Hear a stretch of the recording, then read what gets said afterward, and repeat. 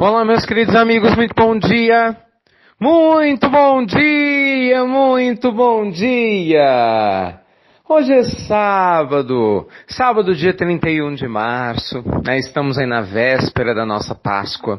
Muita luz e muita paz, como sempre, né? O seu coração, a sua família, para a sua vida em todos os sentidos. Começando mais uma pílula do nosso amado Evangelho, famoso sábado de aleluia na nossa tradição cristã. Meus amigos, hoje eu gostaria de conversar com vocês a respeito desse significado interessante que o sábado de aleluia tem para algumas pessoas e, consequentemente, como que nós podemos aprender a extrair a essência, né, de tudo aquilo que Jesus nos trouxe através de uma nova visão do sábado de aleluia. Pois bem, para muita gente, o sábado de aleluia acabou se eternizando numa tradição de malhar o Judas.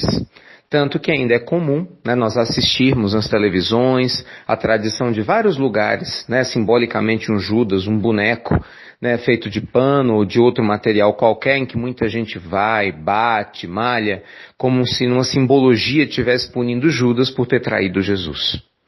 Agora, o mais interessante de tudo isso é que o próprio Jesus, sabendo que Judas iria traí-lo, antecipando que alguém iria traí-lo exatamente antes, né, dessa traição acontecer, ele, podendo fugir de tudo isso, não o fez. Sabendo que era Judas que o faria, não o recriminou. Veja que interessante, quando Judas chega com os soldados para poder sinalizar quem era Jesus, para que os soldados pudessem pegá-lo, Judas olha, né, para Jesus. Olha que coisa mais interessante, né? Dá um beijo em Jesus e antes disso Jesus olha para ele sabendo do que ia acontecer e simplesmente fala com todo o amor incondicional de quem compreendia o equívoco daquele irmão amado, né, e querido que ele nunca abandonou e ainda assim o compreendia. O que Jesus falou para Judas? Amigo, aqui viestes.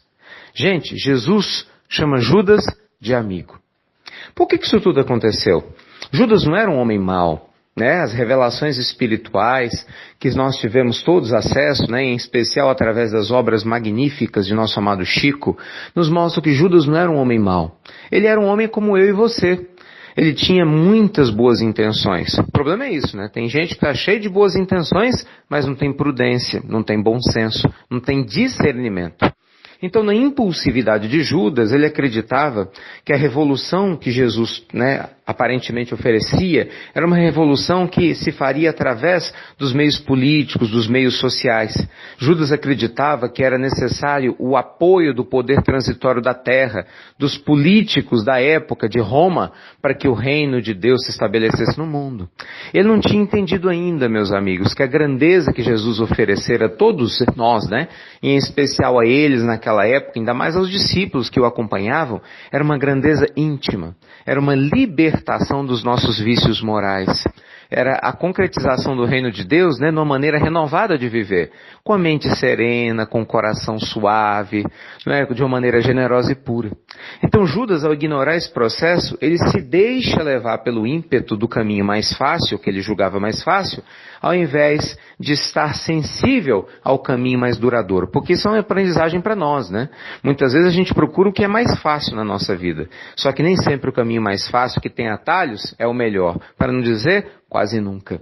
Né? O caminho mais fácil, muitas vezes, é o caminho da facilidade mundana, mas que nos afasta da sensibilidade divina. Pensa nisso na sua vida prática mesmo, sabe? Quantas vezes a gente, não é mais fácil fazer um fuxico com a fofoca do fulano do que de repente levantar a história para ver se é verdadeira. E aí a gente acaba virando um fofoqueiro. Quantas vezes a gente acha, né? Não, é muito mais fácil prejudicar alguém, né? Porque se alguém me prejudicou do que perdoá-lo. E aí a gente também se torna um agressor. É muito mais fácil virar as costas para quem precisa de mim do que eu fazer algum tipo de esforço, ser sensível para ajudar o outro. Por quê? Porque isso dá trabalho. Já imaginou se o mundo espiritual pensasse assim, da mesma forma da gente? Meu Deus, não, por favor, não, né? É muito mais fácil, esquece esse Ricardo aí. Não, bobagem, ele está orando, está pedindo ajuda, esquece, vira as costas para ele. E não é assim que funciona, né, gente? Então seria muito mais fácil, né? Por exemplo, se Jesus tivesse virado as costas para Judas, nada disso.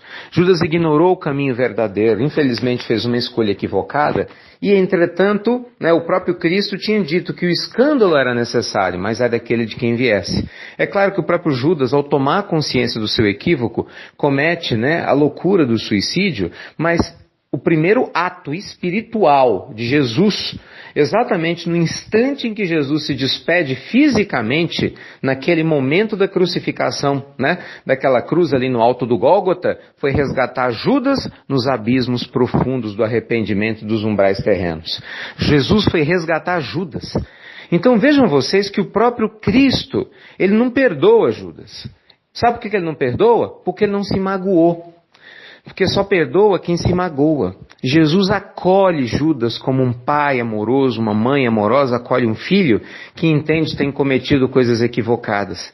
Jesus continua amando Judas e em momento algum vira as costas para ele.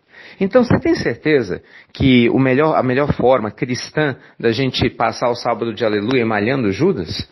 Como a gente tem feito isso, malhando várias outras pessoas ao nosso redor, e às vezes até malhando a gente mesmo, né? A automalhação, falando de ginástica não, né? É uma automalhação, uma autoflagelação que não nos leva a lugar nenhum? Ou será que o significado desse dia de hoje é de renovação? Não é? De perdão, de compreensão, de fazer como Jesus fez, né? De auxiliar aquele que nos agride, né? Ainda que seja à distância, orando, pedindo a Deus por ele, não fazendo o mesmo mal, seguindo os exemplos santificados que Jesus nos ofereceu. Então, a gente precisa realmente rever alguns conceitos, não é verdade? Ao invés da gente ficar perpetuando uma interpretação humanizada, materializada desses ensinamentos únicos e eternos que nosso grande, bondoso mestre amado Galileu, né, nos trouxe certamente, está eternizado nos nossos corações. Que Deus te abençoe um dia mais, meus amigos queridos, né? Que Jesus te inspire em cada passo da sua jornada. Muita luz e muita paz ao seu coração, às suas escolhas, né? Muitas bênçãos à sua família e à sua forma de caminhar. Mais uma vez, obrigado, como sempre, por você compartilhar as pílulas do nosso amado Evangelho. Que Deus te envolva nesse final de semana, em especial hoje, nessa véspera de Páscoa. Fiquem com Deus, meus amigos queridos, e uma vez mais, luz e paz. E até breve, até muito, muito breve.